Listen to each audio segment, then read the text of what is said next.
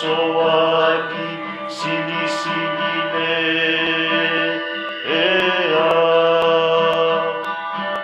ia e alofa pa amalama mai mato te popoto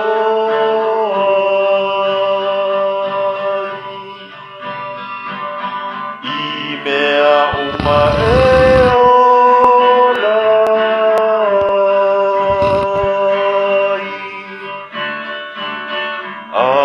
anganga paiai se alofa maia ia e whamanini mai mo i mato o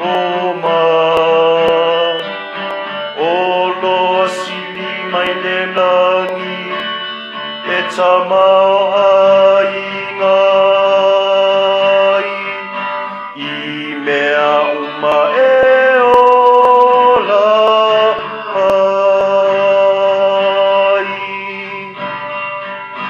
mato te popoto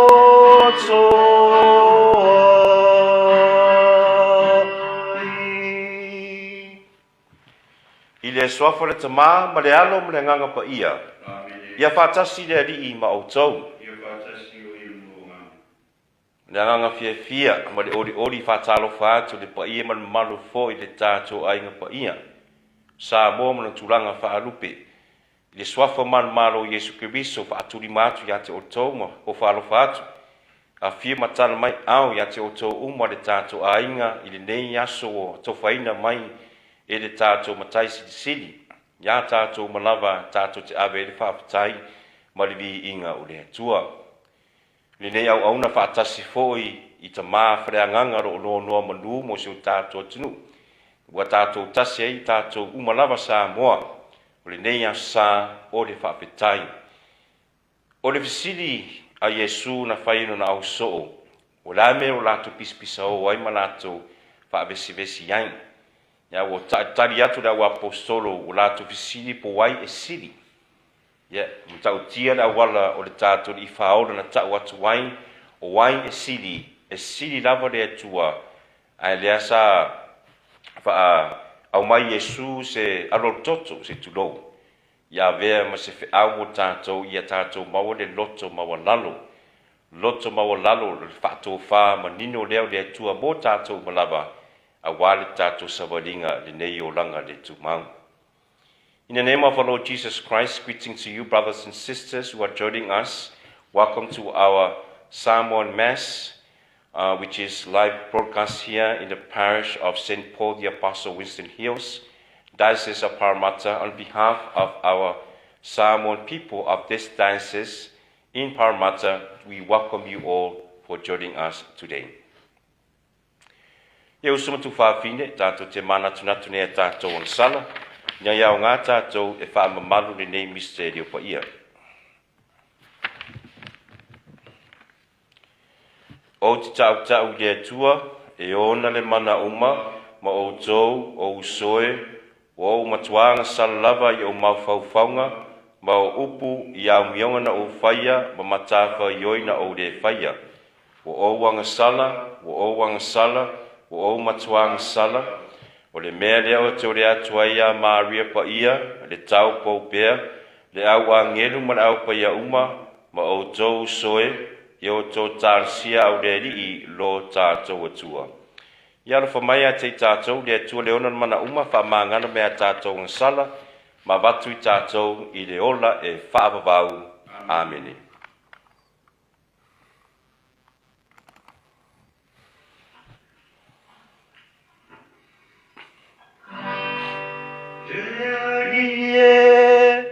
Alofa mai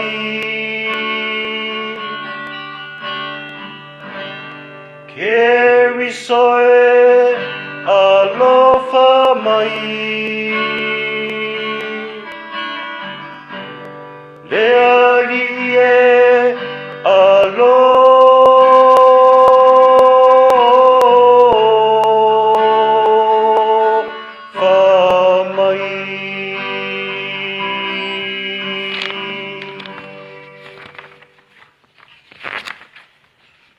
vi inga i le atua i mea au pito alunga, ma le file mu i le larolangi i tangata e loto le lei. Mātou te vivi i atu, mātou te whaamalu atu, mātou te ifo atu, mātou te whaane ene e atu, mātou te whaaftai atu i a te oe ono lo malu siri siri. Lea li ia atua le tupu o le langi, lea tuae le tamae o le maalosi malama, lea li ie Yesu Keriso o le alo e tōtasi lava, lea li ie le atua le tamai maa moe o le atua le alo o le tamaa. O e te avesea sala le larolangi, alofa mai a te i mātou. O e te avesea sala le larolangi, i e talia la mātou te talo. O e a fio i le au tamatau le tamā, alofa mai a te i mātou. A wā wana oe le tasi pa ia, wana oe le rii, wana oe le silisili ese Yesu Keriso. Whaatasi ma le anganga pa ia, i le mamalu le tua le tamā. Amene. Ia tātou te talo, ne ia tātou ola le alofa o le atua ma le alofa i uso tangata. Le tamai e taitaina mātou e pei ona e taitaina le ngau singa o mea uma ma muri lau tula fono o le alofa. Fesoso ni mai ina ia mātou fiaro fani, ma ia mātou atu wai i le atuanga o le alofa i le ola whaavavau, wa saunia mo mātou. La mātou lenga le nei ala atu lo mātou wali o Yesu Keriso lo walo, wa soifo ia ma pule whaatasi ma oe ma le anganga pa ia, o le tua mo le whaavavau lava. Amen.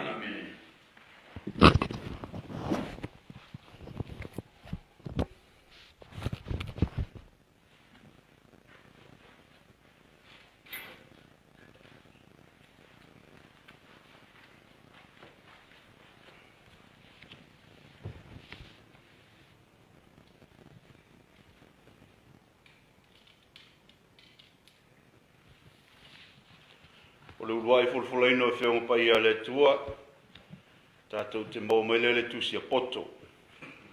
Lona mtau po e lua, a matau po folfolo whai po sifuru lua, si i sifuru fitu, whangata mai le lua sifuru. O le matua. Ia tātou whaasala ia te ia i le oti au pito leanga. Poto e lua, sifuru lua, si i sifuru fitu, whangata le lua sifuru. Le nei, ia tātou whai mai lei le tangata mi o tonu. A wae lea o ngā oia ia te i tātou, ma ua te ena e ia la tātou a mio. Wa tau leanga o ia ia te i tātou ona ua tātou soli o polo inga. O wha maasiasi ia ia tātou ona ua tātou soli o tula fono, na oa o ina ai i tātou. I nā tātou wawa ai, ia pe moni ana upu. Ia tātou tofo po a mea o le ao o ia te ia. Una tātou iloa lea pe wha pe whea lona i unga.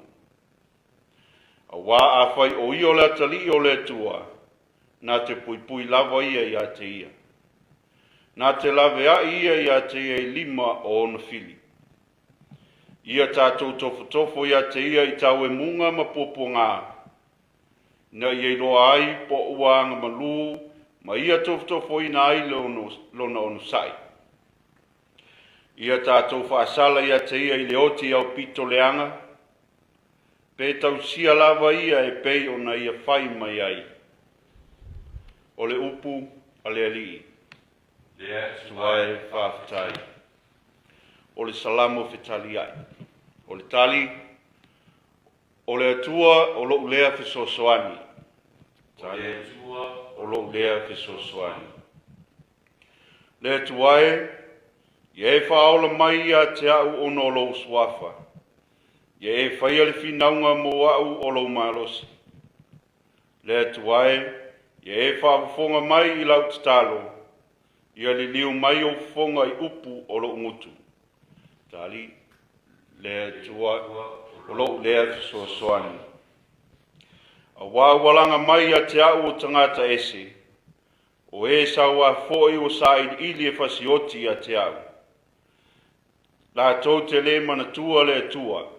Tali, o le atua o lo lea fesoasoani. Whaauta o le atua o lo lea fesoasoani.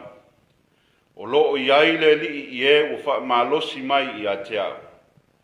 O te awatua taulanga i a te oe whai fua i lo loto. Lea li i e o te vivi i atu i lo suafa a wae le leili. O le atua o lo lea fesoasoani. Our second reading is from the book of James. Beloved, where jealousy and selfish ambition exist, there is disorder and every foul practice. But the wisdom from above is first of all pure, then peaceable, gentle, compliant, or full of mercy and good fruits, without inconstancy and insincerity. And the fruit of righteousness is sown in peace, for those who cultivate peace. Where do wars and where do conflicts among you come from?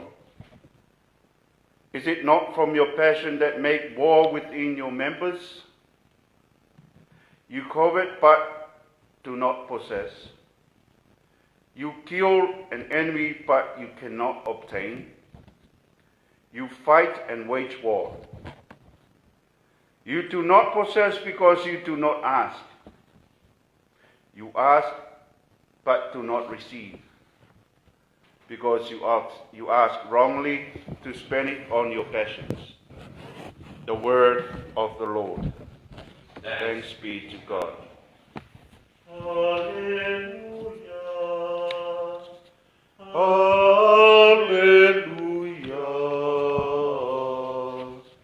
Hallelujah.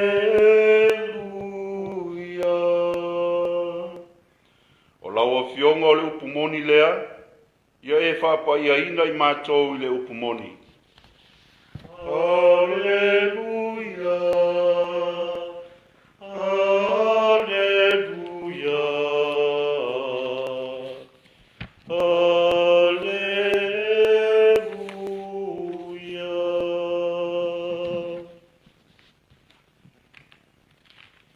Whātasi le ari i maoutou. Ia whātasi o ia molo ngana. O le wholofolanga ma le mangalia pa ia na tūsia e Mariko. Lea ia oe.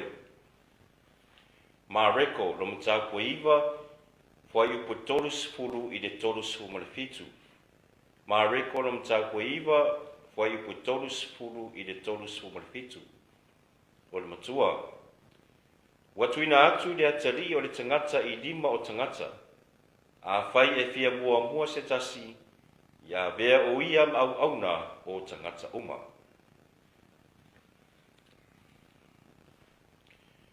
Watua foi e la tau le nā mea, wa uiane i kalalaia, o lona fine ngalo foi ina ia le i loa e se tasi.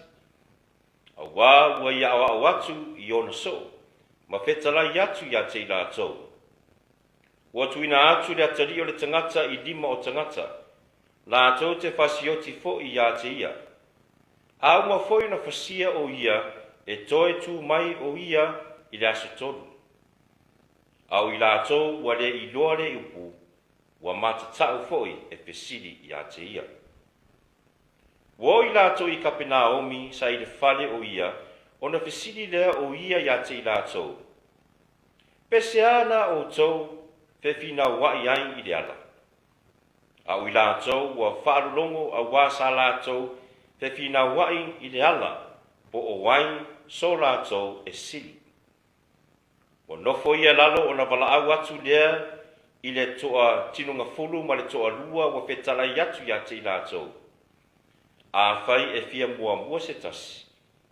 Ia avea o ia ma muri i tangata uma. Ma au auna a tangata uma. O na tango lea o ia i le tamaititi, wa whaatu ia te ia i o lato ruma. Wa na si itia o ia i o na lima, o na whetanai atu lea i te i lato. Ai se talia se tamaititi whapenei i lo nei ngoa. Wa talia e ia o au. Ai se talia au, e le o au ua e talia a auia na auina mai a'u. O le tala lelei a le ali'i, ia vi ia o e le ali'i o Iesu Keriso.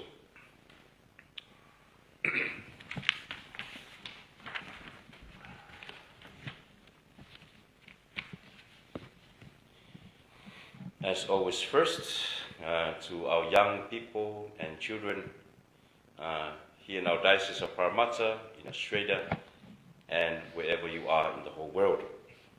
Talofa lava. Well, yesterday, just before the Australian Wallabies versus the South African World Champions Springboks game, and Sonny Bill had a great message just before kickoff, speaking about the journey of the sports people of all sports, of all times, and around the world. And he shared two people who were the greatest, but then they went downhill. They had a mess in their lives, but they persevered and came back, and they became one of the greatest of all time in the field of sports. The first person he mentioned was the great, which he is called the greatest, Muhammad Ali, world champion boxer. Back in the time that he was young, he was one of those flamboyant great boxers of all time, but he got stripped of his title because of his personal beliefs against the government, and he was not allowed to fight anymore. I think it was 4 years that he was not allowed to go into the ring. But after he still fought hard his battle to try to get to be allowed to fight again, and he won, and then he beat a very young George Foreman in the ring, that famous fight that he was called one of the greatest. Then Sonny Bill touched another athlete. His name is the great Tiger Woods, great golfer, because I like golf, and he is one of the greatest golfer of all time. And while he was in that high point of his career, but his personal life was in a mess, that he went downhill, then he was criticized. Many people said it's over for him. But after 7 years, because after he was number one, during that 7-year period, he was ranked number 900 and something. But last year, he won 2 titles, and he became, again, to remind us that he is one of the greatest athletes. And he even also talked about himself that as when he was playing in the NRL, he was young. He said he had personal demons within him. He went also through the mess of his life, but then came back to play for the Roosters, and they won that title, I forgot the year, which he was also became one of the greatest rugby players in rugby league. And then he finished his message about Quade Cooper, the fly half of the Wallabies. As we all know, we are shocked and surprised that the personality of this man, he was also had a mess in his life, but came back. Now we all know about his famous penalty kick 2 weeks ago, but when he spoke on an interview, he didn't speak about rugby, but he was speaking about life, thanking Sonny Bill Williams for helping him. And I share this about the greatest of sports people because this is what Jesus is saying to us today in the gospel. When Jesus heard the disciples speaking about who is the greatest, I am the greatest, he is the greatest. But Jesus said first, look, if you want to become great, you must come last, and you must become a servant. You must have humility. Loto mawalalo. And that is the example that Jesus showed to the disciples, and also the same for us. In our Samoan culture, fa'aloalo maleloto mawalalo. Humility and respect is a vital part of our upbringing as Samoan people. We all know what is going through in Samoa, and also we can know what is going in our own homes, because if we put away respect and humility, we will be in a mess. We're gonna get through troubles, and things look impossible, but we must have that humility. And that is so great that Jesus, chose you, the children. Jesus used a child to show the disciples, the older people, the meaning of becoming servants, to come low, to be humble, to have humility and respect for God and also for each other. So dear friends, also you, the young people, and also our children, we thank Jesus for his very important message for you to reflect on. And as always, your family is there to teach you always, to guide you always through the importance of respect and humility in our life, not only as Samoans, as Christians, as human beings, because these are one of the two pillars of our lives that we need as we're growing up in this life. So, man we lava di nea sa to you young people and to the children, au nge ngalo, lots of our lalo, male faa alo. Le tato a ingai ya malo lava le tapua, malo fo le falo manuia. Ya tato foi sa tato mata ma tato falo longo, a mesi sa tato tato fa tasi, o si o tato atu isa moa, I finaunga sa pengai tato. Ia tau le toi whamatara I pāteri ni nātu langa sa tau bāwa au mai ai, sa tātou langona lava le fia. Langona foi le polisi foi le tō tele le malu le tulu. Nātu saunoa mai sa malingi foi roi mata, ona o nātu wā ai mea sa tupu foi so tātou tunu, a mese lava le vasu tunai atu. A leo sa tātou wā ai I le mamana, moni lava o le loto mawalalo. O le loto mawalalo, o le vā whenua I lea o tangata Samoa, whaatino lava I le tātou lava tai uma lava. Mai tātou tai wha le mālo ma le whai pufai. Ia, whawhitai foi le au whanwenga pa ia le atua sa lātou, tau la ua foi I le nāso. Wa lātou tū lātou pa ia ma lātou ma malu, ia ne lātou whaatino lātou ngaruenga o le au auna. Moni lava, tu lo lava Samoa moni lava, wa e tātou te whaaloano, I le au whanwenga pa ia le atua. Ia pena au Samoa lava e maua le whaaloano lea, I le au whanwenga. Ia e tātou te taupua ia ma tātou te whai te tātou whapatai mō lātou. O lātou ese mai lātou mamanu, a o lātou whaalana, o lātou sababali, o lātou ifo, o lātou papurou, ona o le whiau lea mai le atua, o le loto ma o lalo, ma le whaaloano, lea o sātou atatu wa ai, vi ia le atua. E vi ia lava le atua mo mea uma. O tala whiu lava mo le tātou upu whola mo tātou li nea sa, I le tāua o le au auna, tāua o le loto mawalalo, tāua fo I le whaalualo, mo mua lava le tua ma tātou malava, e tātou te mau ai le manuia, pei lava, tātou whaalungo foi, unisi foi o tātou whole nei taiao, ma le tuso I Iakopo, a wā a tātou tangi le tua ma tātou talo I awara se, e tātou te le maua, I tātou te I loa, wa tātou whaamelea foi le manuia le atua I tātou langa. I le tātou whaitangu mō mua le tusi potolo whamatala mai ei peo se tangata wa lātou whau ma lātou tāpena o le o se oti le anga I se tangata. Ia o le winga lava ia le tusi lo whamatala mai ei le tātou li whaolo Yesu Kiriso o la o fo ia I se oti au pito le anga. La o fo ia I se tūlanga mātanga. O Yesu foi wa tūro na pa ia man mamalu wha atua, pena sa lo foi Paulo telefona tusinga. Ia au wā le maliu, au wālo na ola wha ale anganga o le au na mali loto maulalo. Ina ia wha aia e tātou luma le atua. Ina ia vese tātou mali mala o le anga sala maleoti.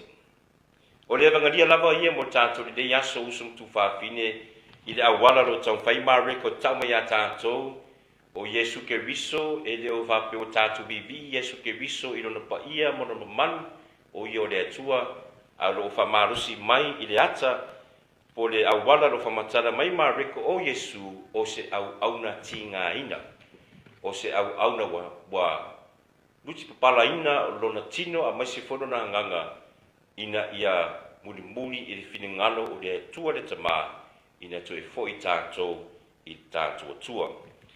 Ia whaptai tātou I whaola, a mai se foi di tātou ufola, ia mai se foi tātou Samoa, moni lava, mea sa tātou muri mau wai I le asu pareile, I le whape mo mutena la tele foi du tau la whengai fo me tātou tai. Ia o le aso tai au, ia me se foi aso luma. Ai le whape na o le tātou tepa na o le tūranga i sa mo le whai malo e au vai ngalo tātou loto i whane te tonu lava le tātou a inga. Me se foi o tātou e kāresia, o ranawhanga, ia ma tātou tai tō tasi. Ina ia tātou awa pēr, le mea rofa lea o le atua ia tātou o le wha alu, o le vā whialu wai, o le whialu whani mea rofa. Awa o le loto maulalo le whapena le tātou whide mu. O le loto maulalo lea mai le atua e tau mai ai le tangata e tō le loto e wha mua le ri. Sa ili le lei, ai le sa ili se leanga e wha o foi o na usu tangata. I le tātou i ngai, e tātou wholau pēr, ma le loto maulalo, ma se foi le whialu whani, ma le wha atua. Ya me se foi ya be foi le tamai titi lea, ndangan wha au ngā i tātou i whaola, whaari mea tātou le mea nganga o le atua, o le tātou manuia pe a tātou hui i lalo. Au ni a vele tātou pa ia man manu, e so lia le tātou wā, whaare uso tangata, whaare atunu, ai mai se foi, au ni so lia ai, o le tātou wā, ma le tātou watua.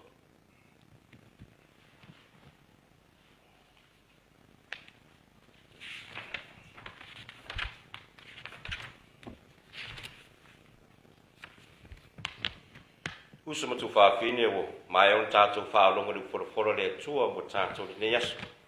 Le ala tātou tāpena, o tau tino le tātou whātua tua lumo le ri, ma le ka le sia. O te whātua tua le atua e tō tasi, o le tamā e ona le mālosi malawa. O le ena whaia le langi ma le lalolangi. O mea uma uwa aia ma mea le uwa aia. O te whātua tua le ri e tō tasi o Yesu Keriso, o le alo e tō tasi lava o le atua. Le ena whanau le tamā o le whaia se mea tasi. O le atua mai le atua, o le malama lama ma le malama lama. O le atua moni mai le atua moni. Na whanau e le whaia. E winga tutusa o ia ma le tamā. O ia foi na whaia ai mea umalawa. O i tātou tangata mo lo tātou whaarotanga. Na whio ifo o ia mai le langi. Ma o le anganga pa ia le tino tangata o ia le tau koua Maria. Ma o ave o ia matangata. O i tātou na whākurusi ngai o ia au pule ponsio pilaso. Na mari wai ma whare na wasi. A o le aso tonu le toi tu wai o ia e peiru tu sia e tusi. Na whio wai o ia mai le langi ma lo a whio wai le au tamatau le tamā. E le toi a whio mai o ia le malu e whamsino e eola me woti. O lona malo fo i le iso na ngata anga. Tātou tua le anganga pa ia i o le fo ia le ola. Le whio mai le tamā ma le alu. O le ifungia ma vi ia whaatasi ma le tamā ma le alu. Le na whetarai mai ala mai perfeta. O te whātua tua le kāre sia tasi. E pa ia e kātoliko ma apostoliko. O te tau tino atu le papisonga e tasi. Mo le whamangarina o angsala. Ma o te whātaktari mo le toi tua o e nauti. Ma lola ngā tari. Amen. Ia, tātou i ngairo, taitaina tātou, rau taitaina tātou, i tātou tausanga lau tele, a wāre tātou talong pa ia. Tātou talo, mo au na uma